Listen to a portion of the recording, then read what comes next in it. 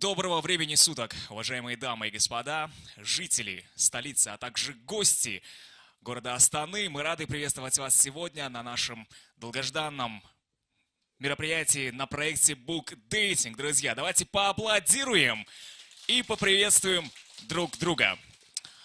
Поднимите, пожалуйста, ручки те, кто сегодня впервые посетил наше мероприятие. Здорово, даже спикеры есть у нас. Друзья, аплодисменты новичкам в первую очередь. И прямо сейчас мне бы хотелось ознакомить вас с нашим проектом. Проект Book Dating – это встреча кинолюбов столицы, которым интересно узнать, что читают успешные и известные личности страны сегодня. На каждой нашей встрече выступает 3 спикера, каждый из которых рассказывает о своих любимых книгах перед аудиторией. Новый год знаменуется новым форматом встреч. В этом году наша встреча проводится в одной из библиотек города, где вы сможете не только насладиться выступлением спикеров, но и ознакомиться с библиотеками, с книгами нашей библиотеки.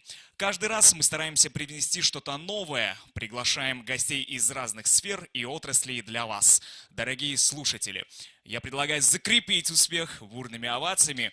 Тем не менее, что проект наш более интеллектуальный, но я думаю, что аплодисменты закаляют нас и наше настроение. Регламент нашей встречи, как и всегда, это 15 минут. Давайте поаплодируем нашим спикерам. Сегодня у нас в гостях генеральный директор Upgrade Group Абылай Юсупов. Основатель и модератор творческого клуба по изучению казахского языка «Замандас». Руководитель медиаредакции интернет-портала «Электронная партия» при партии «Нуратан», член Ассамблеи народа Казахстана, член Генерального совета Федерации профсоюзов Республики Казахстан Максим Споткай, друзья! Максим, я уже так понял, вы наработали себе определенную фан-страничку, как минимум в социальных сетях. Также поприветствуем казахстанский писатель, автор трехтомника под названием «Ситуативный казахский» Канат Тасибеков. Ну что, Аблай, на бис будем представлять вас? Будем? Давайте еще раз, друзья. Генеральный директор Upgrade Group Абылай Юсупов. Конечно, Абылай, прошу, проходите, давайте поприветствуем Абылая, друзья. Абылай, по регламенту нашего проекта 15 минут на то, чтобы рассказать и поделиться, какие книги вы изучаете и в чем они вам помогли. Друзья, еще раз поприветствуем Абылай Юсупов. Друзья, всем привет! Меня зовут Аблай, я предприниматель уже 4 года с Алматы. Здесь по делам приехал и заодно решил заскочить к вам, рассказать про свои 3 книги. Я не буду говорить, наверное, про бизнес-литературу, потому что сформировала меня не она, а приключения. Поэтому начну, наверное, с первой книжки. Это «Граф Монте-Кристо». На самом деле она детская, да, детская литература. Но именно эта книга и повлияла, наверное, на меня как на человека изначально. Потому что кто вообще с этой историей знаком? Окей, не все, да? Суть в чем? Суть в том, что человек попал в тюрьму незаконно, ну, в плане он не совершал преступления, он был там более 7 лет, и, наверное, как человек, который попал в тюрьму, он должен был сломаться, должен был стать никем и пойти ниже дна. Но на самом деле он выучил там несколько языков, он выучил там несколько наук, при этом занимался спортом, учитывая, что он был в одной комнате, и это все вдохновило на то, что ты можешь использовать возможности везде. Родом я с небольшого города Экибастуз, школу закончил в Астане, сейчас живу в Алмате, да, то есть начинал там с маленького городка, и сейчас живу в большом мегаполисе. И, в принципе, неважно, где ты находишься, если у тебя в голове есть понимание того, как ты можешь получать информацию, учитывая, что сейчас есть интернет. Я сейчас буду свое мнение вставлять в эту книгу, то есть не пересказывать, чтобы не рассказывать весь сюжет, а больше, наверное, как на меня она повлияла. Такой же формат, да? Правильно? Или нужно прям пересказывать книгу? Все, окей. Да, и когда я был в Алмате, это был 2011 год, я поступил в университет туда, и у нас было 7 в двухкомнатной квартире. Конечно, не тюрьма, как у графа Монте-Кристо, но случай был в том, что тоже не было еды нормально, и ты начинаешь в это время соображать очень быстро, да, то есть первый месяц ты такой ходишь, у тебя розовые очки, а потом, когда голод тебя настигает, ты начинаешь двигаться. И то же самое произошло и со мной. То есть я вспомнил, как себя вел Эдмонд Дантес, он же граф Монте-Кристо, то, что он использовал возможности, он начинал брать, везде искать своего, скажем, аббата, то есть у него был аббат, это как преподаватель, да, я начал искать себе наставника, не мог найти, потому что никому не нужен был первокурсник, но я нашел с помощью того, что просто цеплялся за всех подряд. А у меня появились менторы, начали они меня прокачивать, как у Эдмона Дантеса, граф Монте-Кристо. Еще мне что понравилось, то что именно в этой книге «Граф Монте-Кристо» раскрывается такая суть, как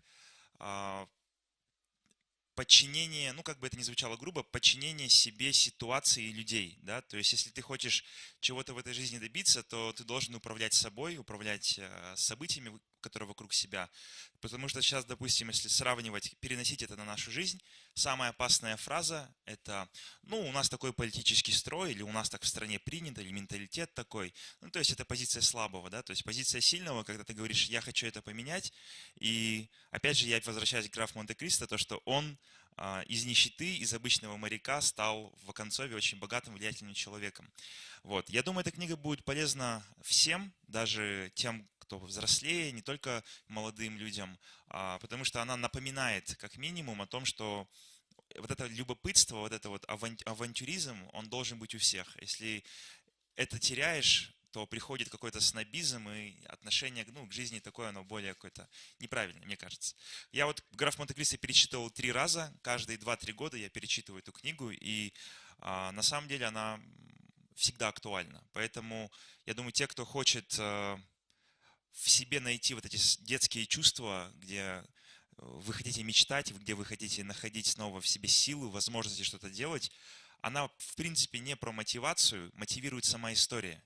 Это не та бизнес-книга типа Роберта Кийосаки, Брайана Трейси. Они вроде замечательные книги, но, не знаю, на меня они лично как-то не повлияли. Там есть хорошие вещи, но все-таки мотивирует какая-то история, в которую ты погружаешься. Поэтому прошу любить и жаловать, да, эту книжку «Граф Монте-Кристо».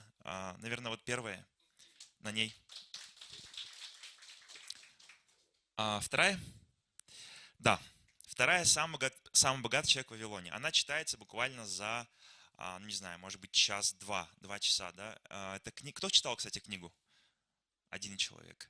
2. Окей. Друзья, прочтите, она реально очень легко читается. Я выписал несколько тезисов, но прежде чем буду их зачитывать, я хотел бы вообще рассказать про эту книжку. Зачем, кому она нужна, да? То есть у меня такая проблема всегда была, то что у меня родители не умеют инвестировать деньги, они не умеют ими управлять, и поэтому меня не научили. То есть я умею зарабатывать, а вот никто меня не учил, как их накапливать, как их инвестировать, как делать так, чтобы они не уходили. Заработал ты там условно 200 тысяч, потратил 200, заработал 300, потратил 300. То есть ты как бы не богатеешь. И вот эта вот книга «Самый богатый человек в Вавилоне», она как раз рассказывает про основные принципы, как можно эти деньги накапливать. Самый первый принцип, он мне вот зашел прям очень сильно. Откладывай минимум 10% своего дохода. То есть неважно, сколько ты зарабатываешь, да. Я когда был студентом, нас было вот тогда несколько человек в квартире, я тратил 40 тысяч тенге в месяц, да, ну не учитывая аренды квартиры. И мне хватало с лихвой, да. А сейчас я зарабатываю намного больше, но не хватает также. В смысле, хватает, но ты не откладываешь. То есть суть в том, что неважно, сколько ты зарабатываешь. Фишка в том, сколько ты откладываешь. Как говорится в этой книге, богатый не тот, у кого много денег, кто много зарабатывает, а богатый тот, кто много откладывает. И вот это вот прям мне запало лично. Второй момент. Часть заработанных вами денег принадлежит вам. Ну вот, допустим, вы зарабатываете какую-то сумму денег, ну там 150-200 тысяч тенге. И там 20 тысяч у вас уходит на то, 30 тысяч на это. Вы думаете, что это ваши деньги, на самом деле они не ваши, потому что вы отдали за коммунальные услуги, вы отдали деньги за еду, за такси, за автобус, ну и пошло-поехало. То есть они не принадлежат, эти деньги вам. Деньги, которые принадлежат вам, они лежат у вас на депозите, они не тратятся, они лежат у вас, не знаю, под подушкой, у кого как. И вот фишка в том, что я начал думать, так, какие деньги мне принадлежат? То есть те, которые я скапливаю. И я начал делать так, что уже на протяжении 2-3 года я подряд накапливаю деньги. Правда, я потом их трачу на путешествия, но в любом случае они принадлежат мне. Третий момент. Заставьте каждую монету работать на вас. Вот пример он показывает с детьми. Ну, условно, вы воспитали ребенка, да, этот ребенок потом, там, если меркантильно говорить, там, приносит вам какую-то пользу, да, там, не знаю, вам дома убирается, посуду моет, кушать готовит и так далее. Потом у него появляется свой ребенок, то есть это внук, и он начинает еще вам что-то помогать, что-то делать. А в этой книге приводит пример как раз с деньгами. То есть вы заработали какую-то часть денег, вы их инвестировали в проект, в себя, ну, неважно, то есть в то, что приносит вам пользу в дальнейшем. И потом то, что, допустим, вы вложили деньги в проект, этот проект начинает приносить деньги, которые вы вкладываете в другой проект, и то есть подчинять деньги себе. И вот эта вот фишка с тем, что а, инвестировать можно не только в, ну, не знаю, в бизнес, инвестировать можно также в себя. Ну, к примеру, человек с знанием там, английского языка зарабатывает больше.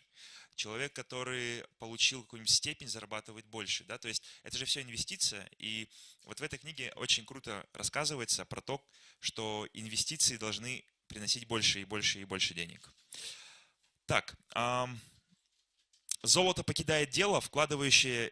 А вот, золото покидает тех, кто вкладывает в сомнительные дела. Да? Ну, пример там очень часто можно увидеть, то, что все хотят нас там перетянуть на какие-то проекты сомнительные, там сетевой маркетинг, там криптовалюта и так далее. То есть, если вы в этом не разбираетесь, туда лучше не лезть, потому что чаще всего деньги там теряются. И там рассказывается история про как раз человека, который инвестировал в другого человека, который делает гончарное дело. Но делает он дело плохо, поэтому он деньги потерял.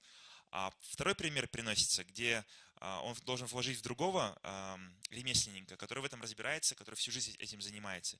И тогда он зарабатывает. Ну, в наше время то же самое. Не отдавайте деньги тем, в ком вы сомневаетесь. И последнее, лучшая малая предосторожность, чем большие сожаления. То есть это опять же относится к инвестициям. Если вы начинаете куда-то тратить деньги, лучше посомневайтесь, спросите, уточните, побудьте назойливым. Потому что если вы деньги отдадите и потом их потеряете, будут большие сожаления, вы будете разочаровываться в этом, и ну, это будет хуже, это будет больнее. Ну, я думаю, вот вторая книжка. Сколько у меня времени осталось? 5 минут, да, еще? Окей, и третья книга, ну, она может покажется смешной, да, но это Гарри Поттер, да. Почему эта книга? Потому что у меня сейчас есть образовательный бизнес, у нас 15 тысяч студентов обучилось за 3 года. Мы представлены официально в 2 городах, неофициально в 6. Поэтому вот именно любовь к образованию пришла у меня через эту книгу. Кто, кстати, читал Гарри Поттер или смотрел фильмы? О, супер, классно, классно. Там есть такая школа, Хогвартс называется, и я всегда мечтал попасть в нее. То есть я ждал, что у меня будет письмо, тоже придет. Но письмо не пришло, вот Хогвартса я не нашел, но построить свой Хогвартс у меня всегда была идея. Сейчас я построил школу, Upgrade School. У нас вот за 2,5 года, не 3 года, 2,5 года у нас обучилось 15 тысяч человек, и я стараюсь, чтобы каждое такое обучение было волшебным. Ну, не так, конечно, как в Хогвартсе, но в любом случае. Про что эта книга? Это книга про приключения, потому что фантастическое приключение, потому что в каждой части с Гарри и его друзьями происходят проблемы, и он их решает, да, он не убегает от них, он не ноет в тряпочку, там, не жалуется на это, он решает проблемы. И вот это вот как раз для предпринимателя очень важно понимать, что ты должен решать проблемы, а не говорить про них. И очень круто раскрыта тема дружбы, да, между участниками данной книги. Очень круто раскрыта тема семьи. Да. Кто помнит, семья Уизли. 7 детей, то, что были разногласия, потому что нет идеальной семьи, всегда кто-то с кем-то ругается, но в любом случае это семья. Очень круто раскрыта тема там, то, что там есть зло, есть добро, и вот это вот по сути, что всегда интересно? Интересна тема конфликта, да? То есть мы смотрим какой-то фильм, сериал или читаем книгу, потому что в нем присутствует конфликт. И очень интересно, как этот конфликт решается. Здесь, в данной книге, то есть на протяжении 7 частей, вы встретите конфликт, я не знаю, наверное, в каждой части по несколько штук. И мне нравится именно вот в общем произведении Гарри Поттера в том, что он никогда не предавал себя. То есть этот Гарри, он не убивал людей, да, там, условно, хотя мог. У него было много денег, потому что родители ему оставили, он не тратил их куда попало. То есть он с этим конфликтом тоже разобрался. Он умел дружить. И при этом, при всем, он был скромен в своем поведении. Он имел многое, он был популярным в какой-то степени в своем волшебном мире, но был при этом скромный. И когда ты читаешь эту историю в детстве еще, у тебя закладываются правильные принципы. Вот. Гарри Поттера я перечитывал в 2016 году, то есть второй раз, и посмотрел немного по-другому, то есть уже по-взрослому. Вот. И мне кажется, это та литература, которая должна читаться, хотя она вроде как детская. Ну, из 3 книг, которые я сегодня рассказал, 2 детские, потому что, ну, я не знаю, то есть лично они на меня повлияли. Я читал очень много бизнес-литературы, у меня там, не знаю, наверное, 50 книг дома лежат. Ну, это все прикольно, это все интересно, это какие-то такие инструментальные вещи. А есть фундаментальные, это закладывание именно понимания дружбы, образования, любви, то, что нужно идти до конца, то, что нужно быть всегда позитивным, быть преданным себе. И вот в тех 2 детских книжках это скрыто. А относительно «Самый богатый человек в Вавилоне» — это реально Библия финансов. Читайте ее, не знаю, раз в год, раз в 2 года. Она напоминание того, что деньги надо уважать, и деньги на самом деле это самая лучшая валюта в мире, потому что это валюта доверия. Мы платим тем, кому доверяем. Поэтому, если относиться к деньгам так, то они придут. Ну, в принципе, у меня все. Аплодисменты, друзья. Была Юсупа специально для букдейтинг. Давайте поприветствуем следующего спикера. Друзья, Максим Споткай на этой сцене уже готов рассказать нам и поведать, что же он читает. Друзья, поприветствуем.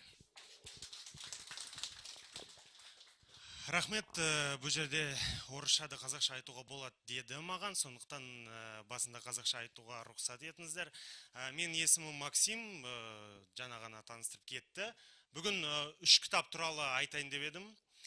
Жалпы бұл кітаптар сіздерге барлықтарыңызға оқуға болады. Ол бәрі өте ыңғайлы, компьютерден, ғаламтордан алуға да болады, және де қағаздан, яғни классикалық нұсқада да бұл жерде мен кітаптарым жатыр.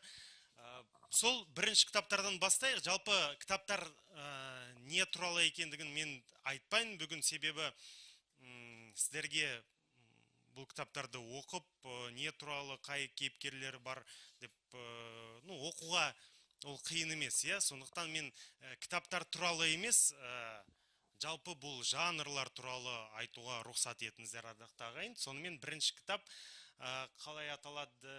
Сол бұл кітаптардың ішінде ең ерекше кітаптардың бірі деп кәміл сенемін мен. Неге десеңіздер, қалай ойлайсыздар, бұл кітап қай тілінде бар екендігін білесіздер ме? Қай тілінде шыққан бұл кітап? Ағылшын тілінде, сосын мүмкін неміс тілінде, сосын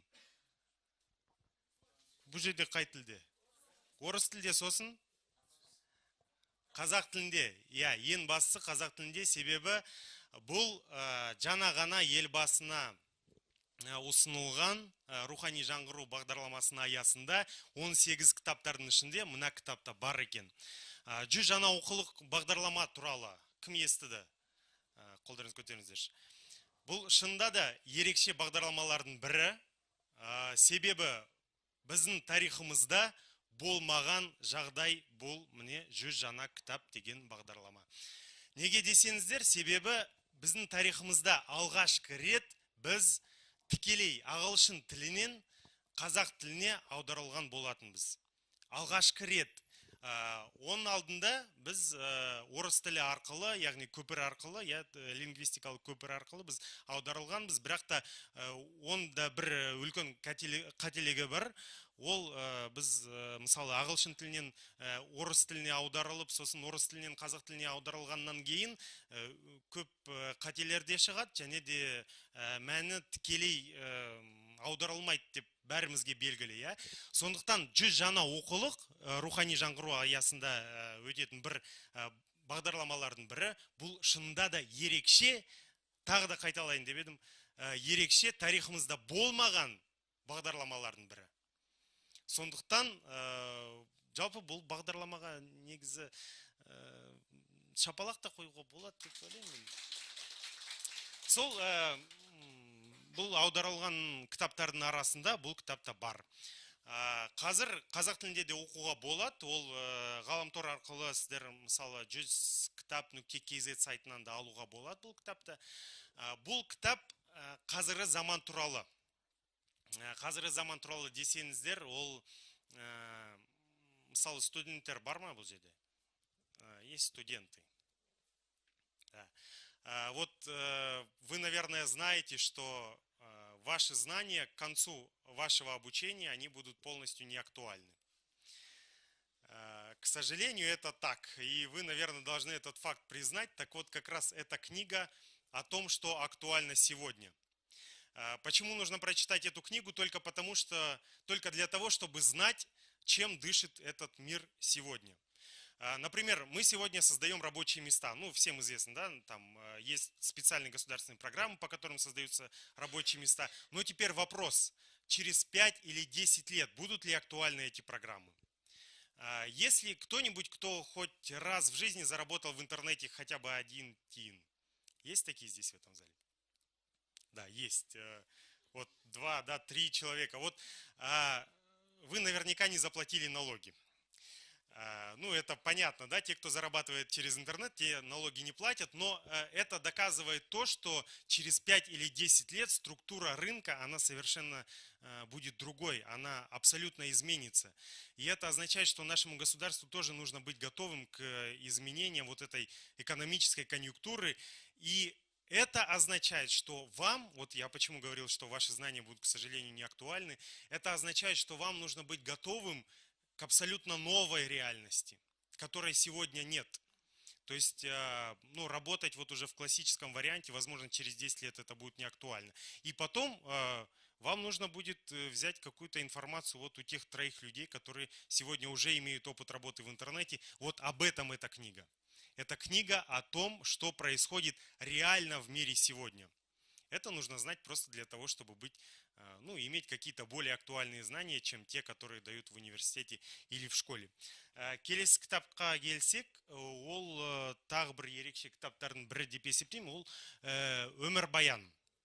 Бірнеше адамдардың өмірбаяны. Служение нации бұл біздің Қазақстанның авторының кітабы, Сейтахмет Құтқадам ағамыздың кітабы екен. Бұл да ерекше кітаптардың бірі деп есептеймін, себебі бұл қазіргі заман туралы емес, ол өткен заман туралы кітап. Мысалы, біз күн сайын адамдардан кеңес аламыз ғой, иә? Вот кто из здесь присутствующих, например, кому вы доверяете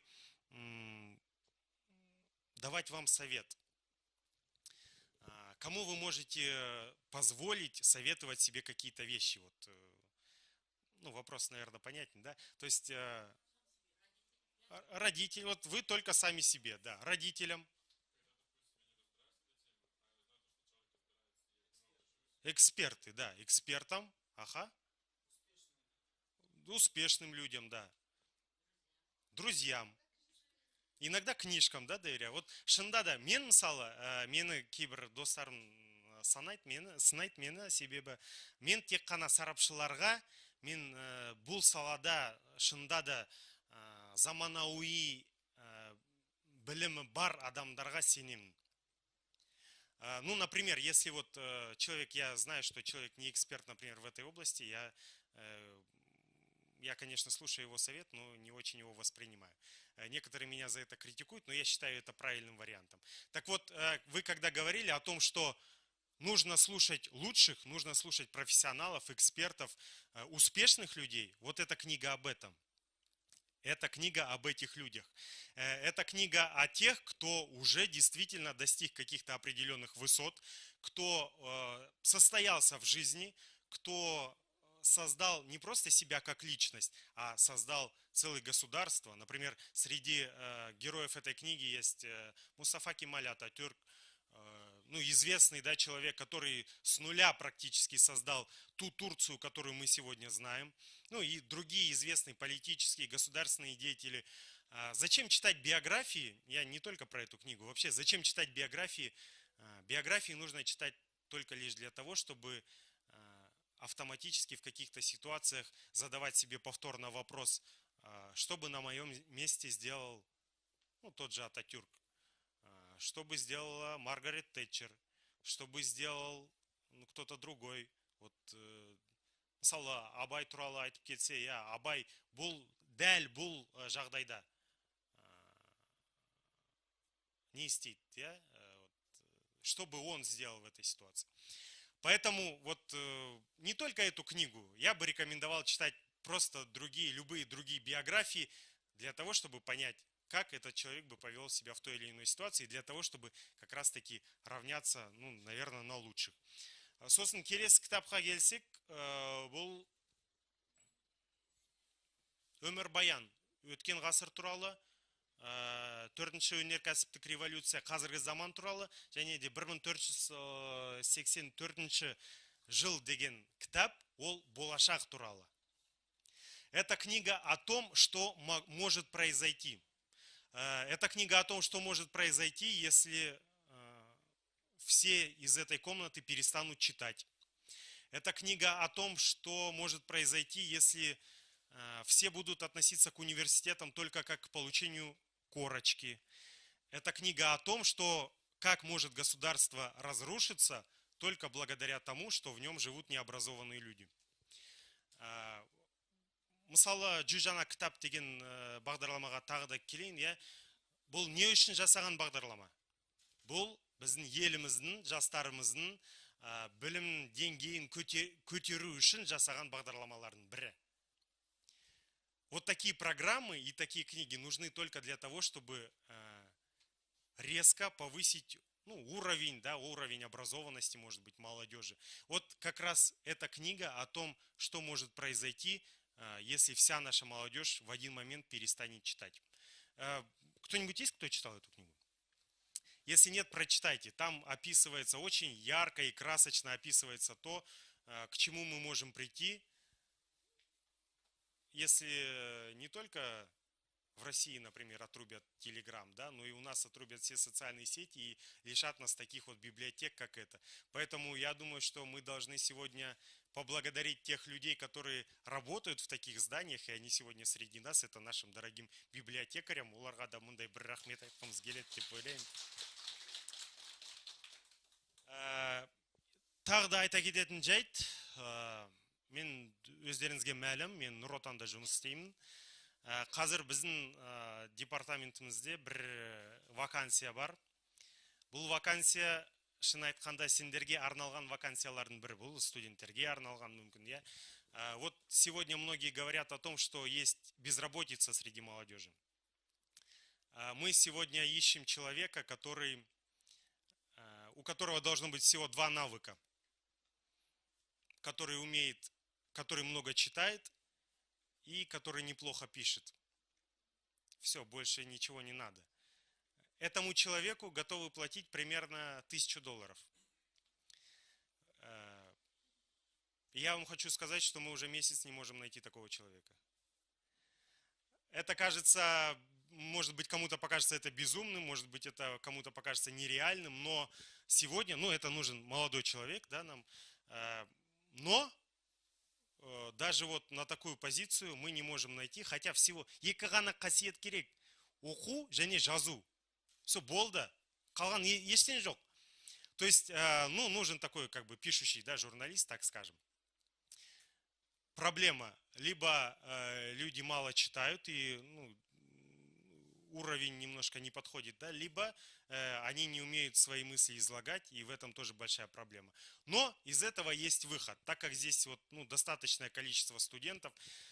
Эта вакансия, наверное, закроется к тому моменту, я надеюсь, что к тому моменту, когда вы закончите университет, но появятся другие. И я очень хотел бы вам посоветовать научиться всего 2 навыкам. Это читать и писать. Читать можно, я вам советую просто вот эти книги. Қазір, мысалы, Қанат аға басқа кітаптар туралы айтады, ол кісінің кітаптары да міндетті түрде оқу керек деп есептеймін. Себебі шынында да тамаша кітаптар туралы айтады деп білемін мен.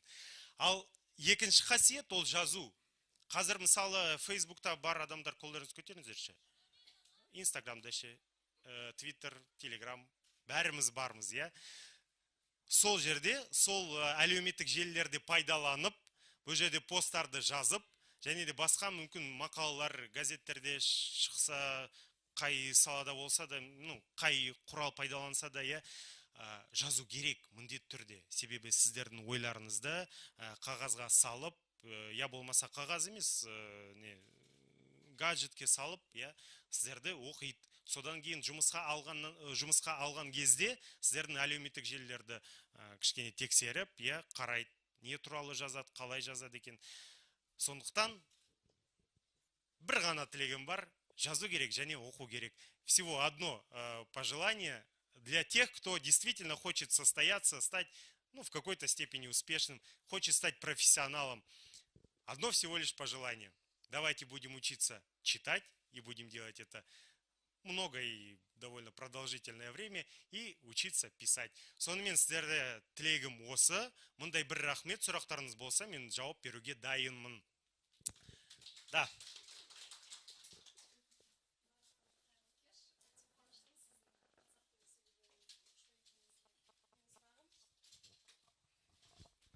Қазір барлықтарыңызға белгілі, кітаптар арзан тұрмайды дүкендерде.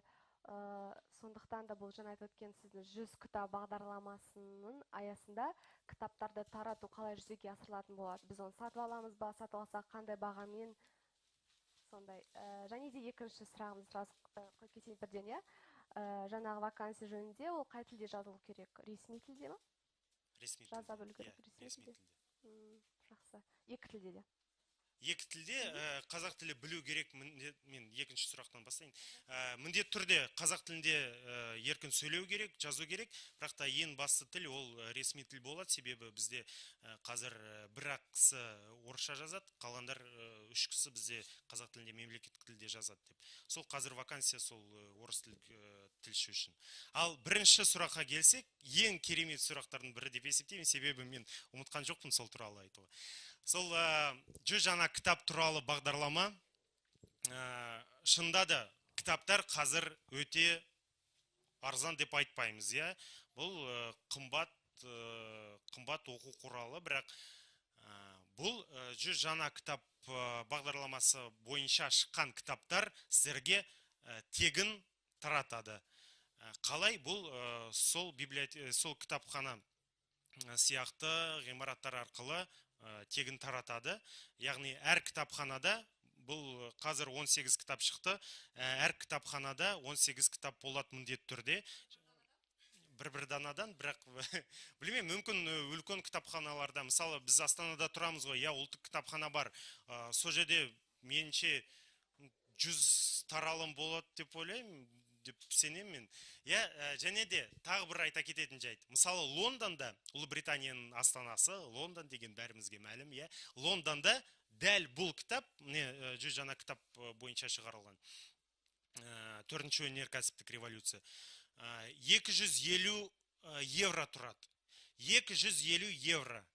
Яғни ол бізде де қымбат, бізде де қымбат. Бірақ қазір қандай керемет бағдарлама, тағы да айтқым келеді. Бізде тек Қазақстанда ғана, бүкіл әлемде тек Қазақстанда ғана бізде бұл кітап тегін таратады. Кітапханалар арқылы. 100 жаңа кітап.kz сайтында. Сонда да бір айдан кейін бұл электрондық нұсқаларды олар жариялайды. Сол, рахмет. Тағы да сұрақтарыңыз болса.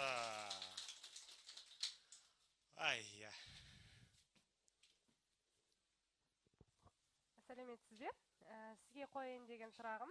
Осы кітапханада жұмыс жасаймын. Қазақ тілінде еркін сөйлейді екенсіз. Жаңаға бізге көбінесе кітаптарды ұсынады ғой оқуға. Сонда орыс тілінде ұсынып жатады. Неге деп сұрағанда, көбісіне қазақ тілінде оқу қиынға соғады екен. Оны түсіну, жаңа кітаптың ішіне кіріп кету деген сияқты. Сізге қаншалықты сол қиын ба, жоқ оңай ма? Қазақ тілінде шығармалар оқисыз ба негізі? Мен негізі оқимын, рахмет, сұрағыңызға рахмет, мен оқимын, бірақ қазір бұл да мәселе шешуде. Дәл қазір сол дәл 100 жаңа кітап бағдарлама арқылы. Мысалы, кейбір оқулықтар мен нақты 100%-ға мен білем, кейбір кітаптарды, қазақша аударылған кітаптарды елбасы оқыған. Бір жұманың ішінде өткен бір жұманың ішінде елбасы оқыған. Бұл кісінің рецензиясы өте қымбат деп білеміз, иә. Ол кісі айтты, бұл кітаптар жеңіл, түсінікті тілде шығарылған кітаптар. Себебі өткен жылда мысалы тәуелсіздік алғаннан кейін әрине терминдер жетпегендіктен, кейбір сөздердің қоры аз болғандықтан әрине біз қиын сөздермен жазып, қиын тілімен жазылғанбыз, бірақ осы, күрделі тілімен жазылғанбыз, бірақ осы кітаптар жеңіл, сондай жеп-жеңіл тілде шығарылған. Және де тағы бір айта кететін жайт. Бұл бағдарлама арқылы біз тілімізді қатты дамимыз. Вот если вот для русскоязычных, хочу сказать, что некоторые считают, что казахский язык, через казахский язык сегодня невозможно изучить вот какие-то передовые такие дисциплины, да, ну, типа там физика, математика, например, да, и так далее. То есть самые IT-технологии, вот язык информатики невозможно через казахский язык изучить. Я хочу сказать, что через проект 100 новых учебников в казахский язык было введено порядка 2000 новых терминов. Это те термины, это не те термины, которые мы в 90-е годы начали вводить. Типа, бәрімізге мәлім, жер татақ, аспан татақ деп. Олай емес. Это термины, которые используются в мировой практике. То есть мы просто их казахифицировали, перевели их на казахский язык так, чтобы они были понятны. 2000 новых терминов благодаря 18 учебников. Поэтому сегодня мы с уверенностью можем говорить, что все передовые науки, все передовое знание, лучшее знание в мире, которое есть, мы легко можем воспринимать на казахском языке, в том числе благодаря этому проекту. Сондықтан қазір оқу жеңіл болады деп мен кәміл сенемін.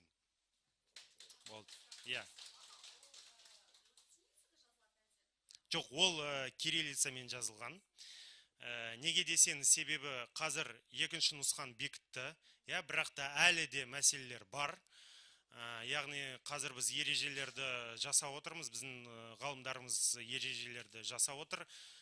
Бұл өте күрделі мәселе, өте сондай, күрделі жағдай деп бәріміз белгілі ғой, біріншіден утилицаны қабылдадық, содан кейін қазір басқа нұсқаға көштік, бірақ та қазір мүмкін кейбір әріптер өзгереді деп сондай мүмкіндігі бар. Сондықтан әлі латиницамен, кітаптарды латиницамен шығу әлі ерте. Әлі ерте деп есептеймін. Ережелерден кейін, ережелерді бекіткеннен кейін уже шығаруға болады. Қазір әлі ерте деп есептеймін. Жоқ, жай қалмайды, себебі мысалы бұл кітап, тираж қанша болады? 1000 болсын, бірақ та ең бастысы ол электрондық нұсқа болады. Ал электрондық нұсқаны 5 жылдан кейін, 1 жылдан кейін уже латиницаға ауыстыру жеп-жеңіл ғой. Да, бәрі оңай болады, себебі будет транслитерация, это все будет очень просто, потому что их будет электронный вариант будет существовать. Сол сұрақтарыңыз болса жауап берем, болмаса барлықтарыңызға рахмет, және де тағы бір рахмет ұйымдастырушыларға. Рахмет. Друзья, браво, аплодисменты. Я думаю, зарплата в $1000 еще более повысила интерес к нашему спикеру. Друзья, давайте еще раз поаплодируем. Ну и под нескончаемые громогласные овации мне бы хотелось пригласить в центр этой сцены казахстанского писателя, друзья. Канат Тасибеков. Давайте встретим. Спасибо. Век живи, век учись, дураком помрешь, говорит, да? Ну вот, Жазира, спасибо за приглашение. Какие-то всегда приходится новые слова учить. Вот, сегодня утром я прилетел на книжную выставку евразийскую, там коворкинг, вот новое слово выучил, там пришлось выступать. Здесь букдейтинг, вот. И когда мне Жазира позвонила, сказала, что вот, Ханат ага, давайте, может быть, вы выступите у меня спикером на мероприятии. Вот, назовите 3 книги. Вот, ну, я говорю, здесь думать нечего. Ситуативный казахский 1 том, ситуативный казахский 2 том, ситуативный казахский 3 том. Вот, ну, это шутка. Вообще, в каждой шутке доля шутки, да? Остальное все правда. В общем-то, я всегда с большим удовольствием готов говорить о книгах. В общем-то, книги меня сделали вот, ну, человеком, я могу сказать. Они очень сильно на меня повлияли и вот в моем саморазвитии и так далее. Ну, здесь нужно немножко так в историю вернуться, да. Я 1959 года рождения. Вот. Это середина прошлого века. Почему об этом говорю? Вот когда я родился в Советском Союзе, это проводилась всесоюзная перепись населения и казахов в Казахстане. По этой всесоюзной переписи 1959 года было 29%. Вот. Ну, это по всему Казахстану. Ну, а в северных областях меньше, конечно, в Кызылорде или, предположим, Чимкенте больше. Поэтому вот я сейчас буду говорить о книгах своего детства. Это великая русская литература. Вот. Это сельская библиотека. И в сельской библиотеке так получилось, что, ну, я не знаю, вы поверите или нет, вот сколько там книг есть, я не знаю, ну, в общем-то, какой книжный фонд бывает в сельских библиотеках. Я прочел все книги, представляете? Вот, библиотека, она была в клубе, как бы, и, значит, я приходил и читал все подряд, ну, сперва хорошие, потом, как бы, вот, и когда встал вопрос, какие 3 книги назвать, ну, конечно, очень тяжело выбрать. Ну, вот то, что вот навскидку я сказал, но на самом деле, я думаю, что есть какой-то в этом символизм. Значит, вот я и слайдов не приготовил, ну, вот первая книга, это Есенин «Стихи». А есть, да, вы что-то... О, вот. Сергей Есенин «Стихи». Ну, в общем-то, Есенин про себя говорил, что я последний поэт деревни, да. Вот сейчас просто я вот осознаю, тогда просто вот эта вот белая береза под моим окном, да, принакрылась снегом точно серебром. Вот эти вот вещи, как бы вот сельские, да, и дряхлая, выпали зубы, свиток рогов на рогах, бил ее выгонщик грубый на перегонных полях, там, да, вот про корову там или, предположим, про собаку. Слышали такое вот стихотворение? Ночью в ржаном закуте, где золотятся рогожи в ряд. Я не готовился, я просто вот помню это. 7 ощенила сука, рыжих 7 щенят. До вечера она их ласкала, приглаживала языком.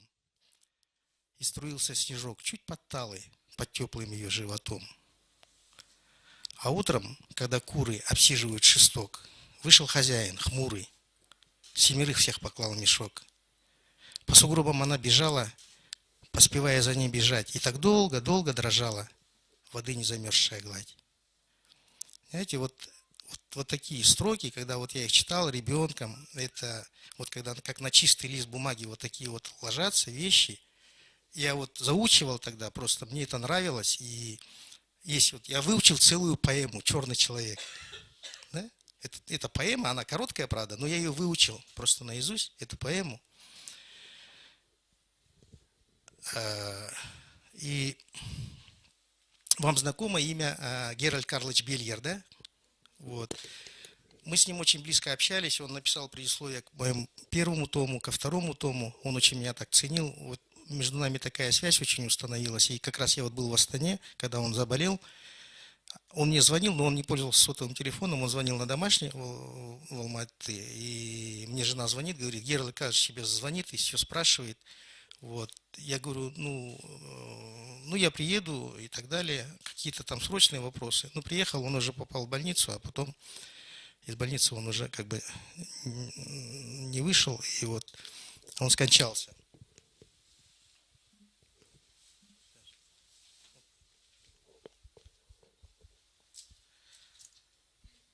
Я хочу вам сейчас просто вот в подтверждение, когда он лежал в больнице, болел, я написал стихи. Вот вспомнил, как говорится, молодость свою в селе, вот когда вот я вот это учил запоем, книги читал, учил Есенина, вот. Я писал стихи, они печатались во всесоюзных журналах, тогда я учился. В 5 классе написал стихи, которые в Москве напечатали во всесоюзном журнале. Вот, ну, это стихи о лошадях, там, я очень любил лошадей.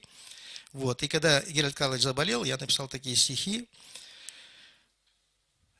как вот по мотивам «Черного человека». Просто вот пришли такие строки. Не знаю, не помню, в одном селе, а может ауле, в северном Казахстане, жил мальчик в простой немецкой семье, желтоволосый, с голубыми глазами. В наших аулах немало росло Браунов, Шмидтов, Кауфманов, Бахов. Все они выросли, многие уехали в Фатерлянд, а Бельгер остался. Он выбрал казахов. И вот тут писатель, пусть не поэт, сраженный инфарктом, в больнице лежит Совмина. Когда мы поймем, наконец, что у нас долг беречь его больше, чем сына. Друг мой, я очень хочу сказать, что важно сейчас для страны, для каждого казаха и не казаха, чтобы Бельгера лечили лучшие в мире врачи, а остальное пусть будет в руках Аллаха. Вот, ну вот по мотивам «Черного человека», ну, Геральт Карлович, это, конечно, вот такая вот большая фигура. Вот. Вот Есенин, это, ну, много было поэтов и так далее. Вот Есенин, это поэт русской деревни. Я еще потом к нему в конце вернусь. Сейчас вот когда сидел, думал, как бы такой неплохой мостик потом получится. Вот. Ну, по формату переходим ко второй книге. Да. Вот вторая книга, ну, о Генри. О Генри, это мастер короткого рассказа. Я думаю, ну, практически вы все читали, наверное, его, да? Но больше всего меня поражает в О Генри, это каким образом русским переводчикам удалось настолько точно перевести юмор, настолько у него искрометный. Я просто завидую, кто знает английский язык, да, и что вы сможете О Генри прочитать в оригинале, да? Читали О Генри, да, я думаю? Вот. Значит, вообще это вот, если вот руку на сердце положа, да, вроде бы он какие-то там рассказы писал, коротенькие рассказы, он мастер короткого рассказа с неожиданной развязкой. Вот, ну, вот вы помоложе, наверное, где-то вот по фильму видели «Вождь краснокожий», да, вот есть же мальчик такой, которого никак не могут, они выкрали для выкупа 2 мошенника. «Вождь краснокожих» не видели? Вот. Ну вот это по рассказу о Генри. Значит, это вот я, кто не читал, я вам советую, просто это такой искрометный юмор, это, в общем-то, ну, у Чехова, знаете, у него юмор, у него тоже очень такой тонкий юмор, очень, очень такой слог хороший. Чехов, ну, он несколько трагичный, а о Генри, это его псевдоним, у него, в общем-то, такой очень оптимистичный, очень жизнеутверждающий. И при том, что этот человек, уже потом, когда я начал интересоваться, он в 3 года, когда ему было, он потерял маму. Вот. Отец запил и тоже как бы умер вслед за матерью. Он остался круглым сиротой, рос круглым сиротой. Вы представляете, что значит это? Он рождение конца прошлого века, как в принципе все 3 писателя, про которых я буду говорить. Вот. Здесь тоже какой-то символизм. Вот вы тоже многие родились уже к концу вот 1990 год, да, вот как мои дети, предположим, 92-й и так далее. И вот писатели, о которых я говорю, Есенин, и о Генри, и о Бабае я буду говорить, они все родились вот в середине и к концу как бы 19 столетия, да, это вот рубеж со столетия на столетие. Где-то можете как-то про себя тоже подумать, экстраполировать. Вот. И о Генри, он вот так он был сиротой, пытался выпускать журнал, у него не получалось, он пошел работать в банк, и у него, он женился к тому времени, и у него тяжело заболела жена. И по пришествию какого-то времени в банке была ревизия, и, значит, обнаружили какую-то сумму $1000, ну, в то время это как бы очень такая была очень солидная сумма, да, ну, по нынешним где-то, наверное, в районе 50-100 тысяч долларов, вот так вот, я не знаю, так, если прикинуть, вот, растрата. И его посадили. Он отсидел 4 года. Он отсидел 4 года, он писал эти рассказы. Ни в одном из этих рассказов нет даже ни намека о том, что он пережил или что-то он там отражал. Вообще, как будто этот вот период вообще вычеркнут из его жизни. Ну, сейчас навскидку трудно вспомнить какие-то, ну, я не знаю, вот «Дары волхвов», да? Это коротенькая история о двух любящих друг друга молодых людях, и приближается праздник, их годовщина их свадьбы, и они не знают, что друг другу подарить. Вот. И у него были очень такие хорошие часы, вот, но не было к ним цепочки. Ну, напоминаю, что это в конце прошлого века, да, все происходило. А у нее были очень роскошные, такие длинные волосы, каштановые. Вот. Ну, она хотела иметь такой черепаховый гребень к этим волосам. Вот. И в тот день, когда была годовщина их свадьбы, они встретились, она была с короткой стрижкой, потому что она пошла и продала свои волосы для того, чтобы купить ему цепочку к часам. Вот. А он продал свои часы, чтобы купить ей черепаховый гребень. Знаете? Ну, вот я сейчас вот сам первый раз это рассказываю. Вот действительно такие очень неожиданные концовки. Или, предположим, как девушка вышла замуж за громилу нью-йоркского, ну, как громила. Это профессиональный боксер, который, в общем-то, имел связи в криминальных кругах и так далее. Вышла за него девушка замуж, и в один день она подтягивается и говорит: я бы сейчас с удовольствием съела персик. А дело происходит в январе. Ну, он одевается и выходит искать персик. Заходит в казино, везде нигде нету, тогда это азартные игры запрещены. И он узнает, что в каком-то месте, значит, происходит игра подпольным. Ну, туда он, естественно, не может проникнуть, только с полицией. Он берет и дает знать полицейским, что в таком-то месте играют, потому что он знает, что там точно персик. И он приходит с полицейской облавой, он сам как бы участвует в этой облаве, достает из-под стола запрятавшегося там официанта, и, поскольку персиков не мог найти, говорит: персики. Он говорит: были, говорит, на столе. И официант ищет, находит ему один персик. Вот. Он приносит домой, а везде в процессе его поисков ему предлагали ананас, что ли. Ну, нет, ну, персик, еще что можно маленькое. Абрикос, да. Вот. Он приходит домой и говорит: вот, милая, я принес тебе персик, ты хотела. Она говорит: о, я же хотела абрикос. Вот. Ну, вот таких, я не знаю, там огромное количество рассказов. Очень такой тонкий юмор, там, предположим, сравнение, я не знаю, как их переводили, там, человек там вздохнул тяжело, как лошадь, с которой сняли седло, да, вот, ну, какие-то вот вещи, которые очень так сильно запомнились мне. Вот. Значит, вот это вот вторая книга. Я там в регламенте, да, к третьей перехожу, да. Енді өзіміздің мынау қазақ тілімізге қайтайық. Мен жаңа өзім айтып кеттім ғой, осындай 50 жасқа дейін мен осы орыс тілімен күнелтіп келе жаттым. Әрине енді қазақ тілді білгем жоқпын деп айтуға болмайды. Енді өзім қазақтың баласы болғаннан кейін енді орыс тілді өте жақсы көрдім. Мен жаңа айтып отырмын ғой, орысша өлең жазатын, орысша енді өмірім сол орысшамен өтті. Енді 94 жылы мен жаңа Францияға барып, Бургундия университетіне докторантураны өттім, 4 жылдай сол Францияда болдым. Сол қайтып келгеннен кейін өзім жаңа француз тілін, мен жаңа қазақ тілінен жақсы білетін бір сезініп қалғаным бар. Сол қатты намыстанып қалдым. Сосын енді өзі 50 жастан асқаннан кейін бұл меже сияқты болып тұрды. Мен неге қазақ тілді білмеймін, мен өзім қазақ болып тұрып, неге қазақ тілін мен неге меңгермеймін деп, жаңа мен өзім отырып тіл оқыдым. Тіл оқу барысында әрине бір кітаптерді оқисың. Сол енді ананы да қарадым, мынаны да қарадым. Мен Абай жолының 4 томнигі ғой, 4 томдық сатып алдым да, соны табанды түрде оқыдым. Бұл кітап, енді мен сіздерге айтайын, кейбіреулер айтады, әр қазақтың үйінде бір домбыра болу керек. Кейбіреулер айтады, енді әр қазақтың үйінде енді құран болу керек. бұл енді домбыра жоқ, қазақтың үйі емес, қазақтың үйі емес деген сияқты, сондай бір күлкілі сияқты нәрсе. Бірақ та мен өзім абай жолын оқығаннан кейін, менің ойым, әр қазақтың үйінде абай жолы болу керек. Енді осындай болып қалдым мен. Кәдімгідей қазақтың нелері айтады ғой, вот осындай болу керек.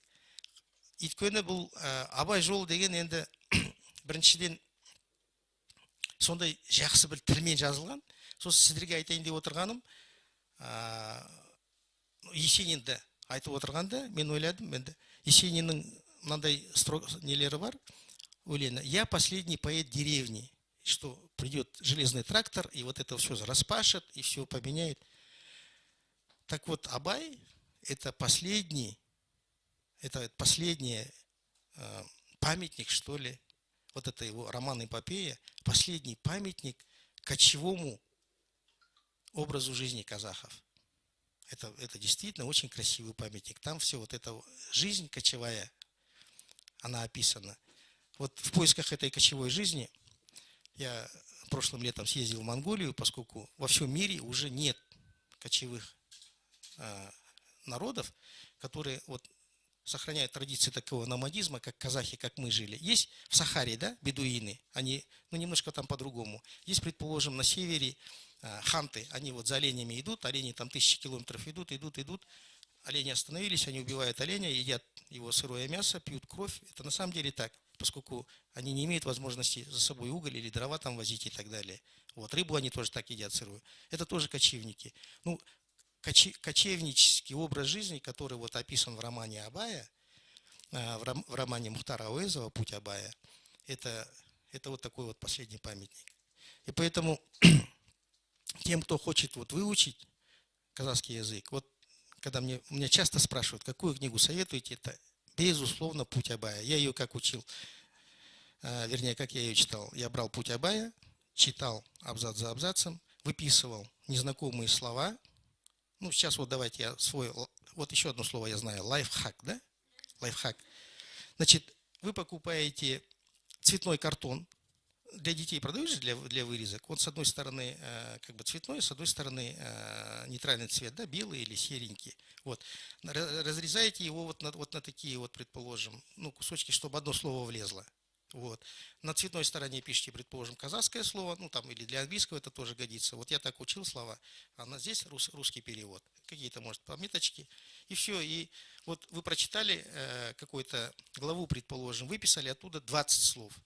Вы на этих карточках записали, и всегда у вас в кармане, значит, вы можете как бы смотреть, это перебирать цветной стороной. Вот.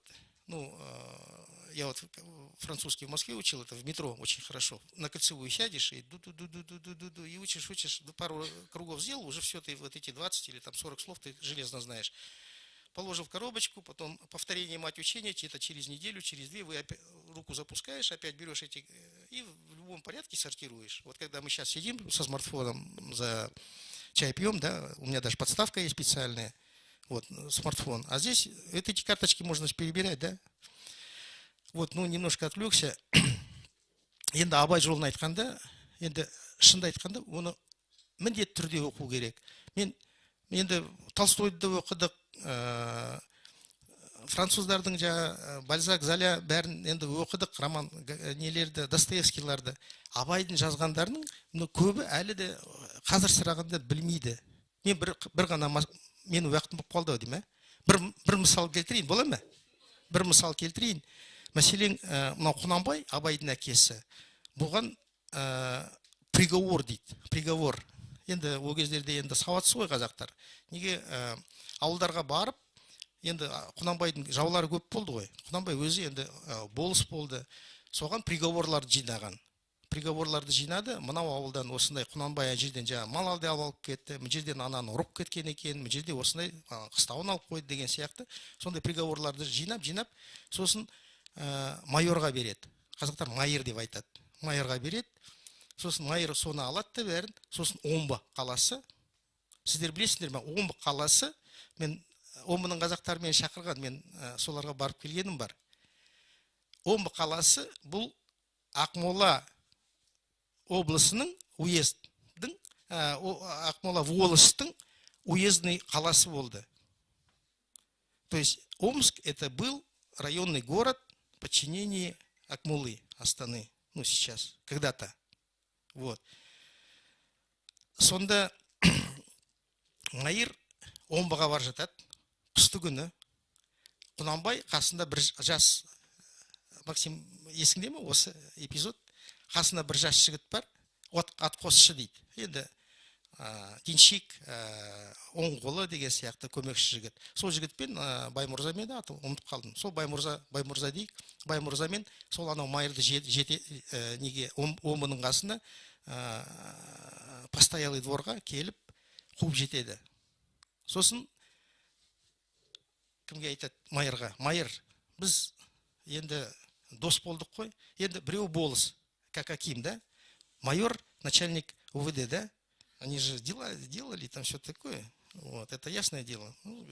Маған ештеңе керек жоқ, сен маған нелеріңді берші дейді. Приговорларды мен оқиын. Маған кім немене жазғандарын мен оқиын дейді. Сосын енді майор неге бермеске? Жарайды. Берейін дейді. Сосын бір бөлмеге кіреді Құнанбай. Отырады. Сосын бұл жерде пеш тұр. Ол кездерде енді паровой жоқ, центральное отопление жоқ қой, пеш тұр. Сосын Құнанбай айтады, мынау кішкене суықтап кетті, мынау пеш жақсыншы дейді. Жарайды, түсіндер ғой. Пеш жағады. Сосын біраз отырғаннан кейін анау Баймұрзаға айтады, Баймұрза құйсайшы дейді. Баймұрза коньяк алып келеді да майорға құяды. Майор бір стакан ішіп алады. Сосын енді Құнанбай қарап отыр анау нелерді. Сосын екінші стакан ішеді майор. Содан кейін енді кішкене басы меңзең болып жаңа өзі айналып қалған кезде анау пешті жақсы жана бастайды. Сол кезде Құнанбай келеді де, кімнің анау майырдың артынан келеді де, артынан осылай қапсырып алып, Мұхтар Әуезов жазады. Құнанбай жас кезінде көкпар тартқан. Қолы әлі де несі қуаты кетпеген, мықты деп. Майырды келеді де, артынан осылай қшаптап алады. Баймұрзаға айтады, жақ анау қағаздарды. Сосын Баймұрза алады да, анау приговорлардың бәрін пешке салады, өртейді. Сосын екеуі бір-біріне қарайды да, күліп шығып кетеді. Бітті. Енді анау майыр не істейді? Сол ертеңіне не жазады? Акт жазады. Сол жерден жаңа пожар болды. Олар өртеп жібереді. Бір қораны өртеп жібереді да, іште жаңа нелерді, бір аттың әбжелдері, нелері бәрі жанып кетеді. Сол жерде акт жасады. Осындай жаңа пожар болды, өрт болды, осындай жаңа не етті. Сосын Құнанбай Омбыға келеді. Омбыға не істейді оған? Енді Ресей заң бар ғой. Ешқандай үстінен қағаз түспеген. Бәрін біліп тұр. Бірақ та ешқандай қағаз жоқ болғандықтан Құнанбайға айтады, сен бұндай жасайтын болма дейді. Жібере береді. Құнанбай алдынан адамдар жібереді, адамдар барып бәріне айтып шығады. Құнанбай барып еді, бәрін жаңа көндірді. Омбының адамдары Құнанбайға тиісетін болсаңыздар, өздерің көршектерін көресіңдер деп, сөйтіп өзі бір победитель болып қайтып келеді. Сондай енді өте енді мен айта берсем, енді қазақтың сөз ұзын дейді ғой, басқасына қарағанда. Сондықтан міне өздеріңіз қазақ тілін оқиын десеңіздер, міндетті түрде Абай жолын сатып алып, соны оқыңыздар. Бұл тек қана тіл оқу үшін емес, мен сіздерге айтайын, бұл енді әлемдік әдебиеттің бір енді шыны, үлкен бір асқар тауы. Сондықтан бұны міндетті түрде өзіңіздің қазақтың тілінде оқуларыңыз керек. Рахмет. Друзья, аплодисменты. Если есть вопросы, а вопросы уже есть, прошу микрофон, можете адресовать прямо сейчас. Сәлеметсіз бе, Қанат аға, сізге деген сұрағым, қазақ тілінде күллі әлем сөйлейді деген ойға пікіріңіз сенесіз бе, сенбейсіз бе? Қандай? Қазақ тілінде күллі әлем сөйлейді, болашақта мүмкін. Соған ойыңыз қандай? Сенесіз бе, сенбейсіз бе жалпы? Күллі әлем, бүкіл әлем сөйлейді. Бүкіл әлем, иә? Қазақ тілінде сөйлейді. Болашақта. Мен түсінбедім сұрақты, шын айтам. В будущем весь мир заговорит на казахском. Верите ли вы в это? Бүкіл әлем қазақша сөйлейтін болады деп. Кім айтты оны? Кім айтқаны белгісіз, сіздің ойыңыз арқылы білгім келеді. Алдымен өзіміз сөйлеп алайықшы. алдымен қазақтар сөйлеп алсыншы, одан кейін жаңа бүкіл әлемді. Мынау қазақтар деген бар ғой, мынау өздері мына жерде жүріп жаңа дейді қандай нәрсені ойлайды. Алдымен өзіміз сөйлеп алайық. Міне мен ылғи айтамын, алдымен жоқ, сенем, әрине сенем. Мен қалай сенбеймін, бірақ алдымен өзіміз сөйлеп алайық деймін. Мен мынау осы Максимға өте тәнті боламын. Осылай тіл меңгеріп, өзі орыс мектебін бітірген. Енді қазақ тілінде сөйлейтін адамдар аз емес. Бірақ білесіздер, енді көбінесе олар қазақ мектепті бітірген, не болмаса жаңа қазақ ортада өскен. Ол енді қазақтың балаларымен ешқандай бір айырмашылығы жоқ.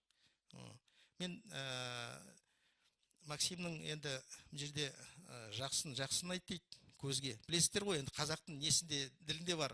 Орыс мәдениетінде ондай адамды көзге мақтауға болмайды, енді ол кішкене не болып көрінеді. Бірақ қазақша болады. Енді жақсын айту керек. Сондықтан міне Максим, сізге рахмет. Сіз қазақ тіліне көп үлес қосып жүрсіз, оны дамытуға, оны адамдарды сөйлеткізуге.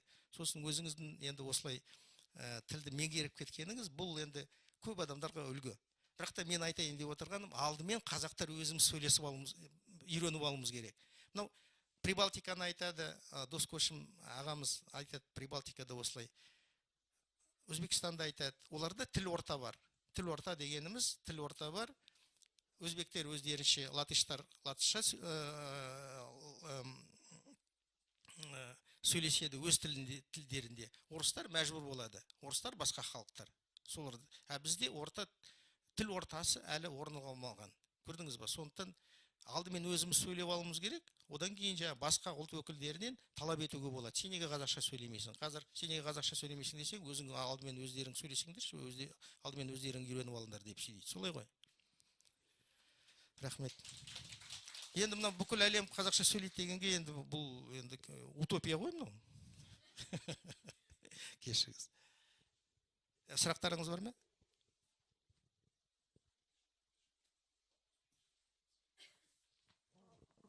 Здравствуйте, у меня к вам немного коммерческий вопрос. В ходе продвижения вашего трехтомника, какой метод в пиаре был самым эффективным, по вашему мнению? Что вы можете посоветовать будущим писателям? Ну, я занимался бизнесом, когда я книжку написал. В общем-то, я, конечно, не ожидал, что вот такой успех будет. Она в какое-то время вообще была самая продаваемая книжка в Казахстане, вообще среди всех авторов и издательств. Вот сейчас у меня 36 тысяч уже проданных. Вот сейчас я принес первый, второй, третий том показать. Вот третий том у меня в единственном экземпляре, это и то здесь он сохранился, а сейчас вообще ни одной книжки не осталось. Сейчас буду допечатывать и так далее. Когда только отпечатал книжку, конечно, я я расскажу, каким образом я продавал, да? Я давал рекламу в газетах в основных. Очень дорогая эта вещь, предположим, в «Караване» давал, во «Времени» давал. Значит, писал текст, наконец-то там вышла книга, которая поможет вам изучить язык там и так далее. Вот. Мы ждали эту книгу 20 лет, там, я помню, был такой слоган и так далее. Что-то вот. И небольшие объявления давал. И в каждом городе, мы в Казахстане живем, я думаю, у вас тоже такая самая ситуация. Это специфика казахская. Я вот так привык работать. В каждом городе у меня есть или родственник, или товарищ. И я на них возложил обязанность быть распространителем моей книги. И давал их телефон. Это был 13-й год. И в основном городской телефон, потому что мобильная связь была дорогая тогда еще. И, в общем-то, люди читали газеты тогда, смотрели на телефон, звонили, предположим, вы в Караганде телефон такой-то, звонят этому человеку, приезжает, покупает у него книгу. И таким образом, А сейчас я уже от этого отказался. Сейчас, я скажу, я не могу оценить, это Facebook. Это мой инструмент. Я знаю, что он отнимает огромное количество времени, огромное количество внутренней энергии и вообще творческой энергии. Но на самом деле это такой прекрасный инструмент. Я там пишу, может быть, о вещах, которые не совсем связаны с книгой, там я же не могу каждый раз писать. Я льщу себе надежды, что ли. Я думаю, что когда человек читает мой пост или какие-то вещи там по казахскому языку, он думает, в принципе, неплохо пишет паренек, да, он там неплохо пишет там человечек, да, и давайте посмотрю, что за книга, и, может быть, я ее куплю и так далее. Вот. Я думаю, что вот такие вещи. Вот, ну, социальные сети. И, кстати, вот сейчас очень большим успехом пользуется книга «Қазақша сөйлеші мама», да, она называется, Асель Сапакова. Вот девочка тоже ко мне пришла, говорит, Ханат ага, вот я такие, у ней, она приходила на презентацию моих книг, у нее 4 сына, она звезда Инстаграма, этот казак формом, да, вот, правильно я говорю? Да, казахский для мам. У меня английского языка нет, у нее 4 сына, и вот она начала говорить на казахском, с ними только на казахском, сама русскоязычная, рафинированная городская, у них был, потом она, когда я ее спросил, говорю, Аселя, почему вы начали учить? Она говорит, старший сын пришел, у них была няня англоязычная, ну вот как бы состоятельная семья такая. Вот. И старший сын пришел в один день с улицы, такой удивленный, и говорит, мама, а что, я казах, что ли? Она говорит, и мы с мужем так напугались, и вот решили, и сейчас вот младший, он уже по-русски не понимает, ну, как бы плохо там, ну, потом-то, естественно, научится, вот, а у старшего уже, как бы, он уже, ему труднее дается, а самый младший, тот чисто казахскоязычный, вот, вот она вашего возраста, ну, как бы молодая, ну, в смысле, вот ваше поколение и так далее, она через Инстаграм двигает. Я знаю, что через Инстаграм, еще потом у нее какие-то там еще такие штучки есть, но за нее не буду говорить, ну, такие современные методы. А моя книга, она уже, ну, она сама себя продает уже. Вот. Рахмет.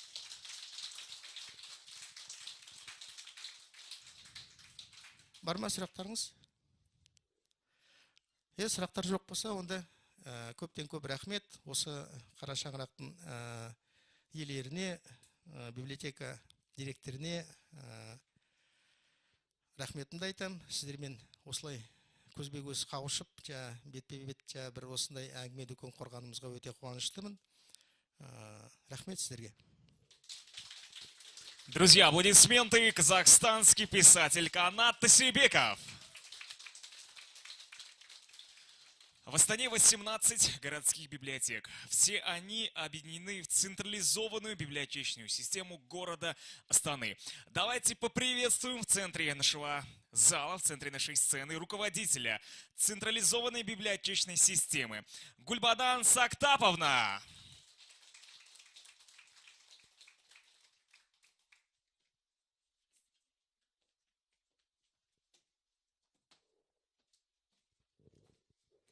Құрметті қонақтар, қымбатты кітап сүйер қауым, мінекей бүгінгі букдейтинг форматында өтіп жатқан кездесуіміз өз мәресіне жетті деп ойлаймын. Өте тамаша кездесу өтіп жатыр, өте қызықты. Біздің бүгінгі кешімізге қатысып отырған спикерлер өте жақсы бір ақпарат беріп, жақсы өзінің сүйікті кітаптарымен таныстырды. Бізді жақсы бір құбылыс, жақсы бір толғаныстап отырып, бүгін мына жерде жиналып отырған біздің сүйікті оқырмандарымыз, кітапханашыларымыз, барлықтарыңызға рахмет. Сіздің бізге ұсынып отырған кітаптарыңыз былай да бәріміз енді нобайлап оқыдық. Әсіресе Қанат аға, сіздің кітаптарыңыз бізге өте танымалы. Жаңа Есенин деп айтып кеттіңіз ғой, шіркін, жастық шақ. Тоже мой любимый поэт, помню, студенческие школьные годы всегда очень любила все живое с особой метой, отмечается с ранних пор. Если б не был я поэтом, то, наверное, был мошенник и вор. Низкорослый, худощавый, среди мальчишек всегда герой. Часто-часто с разбитым носом приходил я к себе домой. И навстречу испуганной маме я цедил сквозь кровавый рот. Ничего, я споткнулся об камень. Это к завтрашнему все заживет. Такие великолепные стихи, такие великолепные воспоминания нахлынули. Вот почему дороги вот такие встречи, вот почему дорог этот проект Букдейтинг, который мы перенесли в эту библиотеку. Большим удовольствием мы вас послушали. Қанат аға, сізге тағы бір осы жерден тұрып бір сұрақ қоя салайын. Сіз жаңа Абай жолыны жақсы, менің сүйікті кітабым деп айттыңыз. Сіз білесіз бе? Ну, білмесеңіз де, может, білерсіз де. Абайдың Дилдадан туған қызының атын білесіз бе? Бірінші әйелі Дилдадан. мен барлық өзім енді оп оңай подсказка готовый тұр. Гүлбадан ба? Даже звонок другу и 50 на 50 не надо. Сол кітапты менің әкем оқып, менің атымды Гүлбадан деп қойған, сол Абай жолы оқып. Енді бұл кішкене не болсын деп айтып атқанымға көп рахмет сіздерге. Енді біздің не бойымызша осы кешке келген адамдардың суретін салады. Біздің осы жерде художник бар, Муслим деген. Сол біздің салген суреттеріне сіздердің автографтарын керек, қол қоюыңыз керек. Бірінші Максим, сізді осы жерге шақырамыз. По-моему, похож, да? Ұқсайды. Дорогие друзья, Посмотрите, друзья. Наш художник Муслим нарисовал портрет наших спикеров и просим звездный автограф. Да. Просим оставить автограф на память об этой встрече. Спасибо большое. Қанат аға, сізді шақырамыз. Ну-ка, давайте посмотрим. Тоже похож. Посмотрите. Қанат аға нарисовал.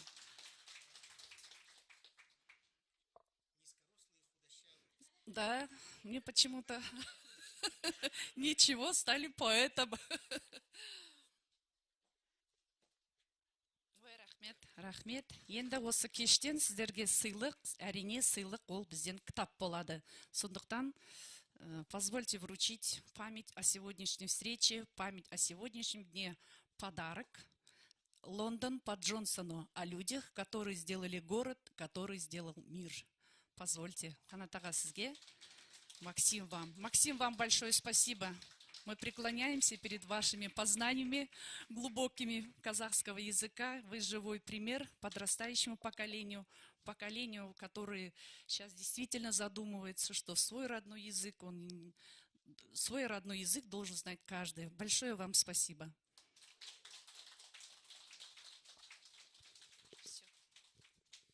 Дорогие друзья, аплодисменты. Давайте поаплодируем.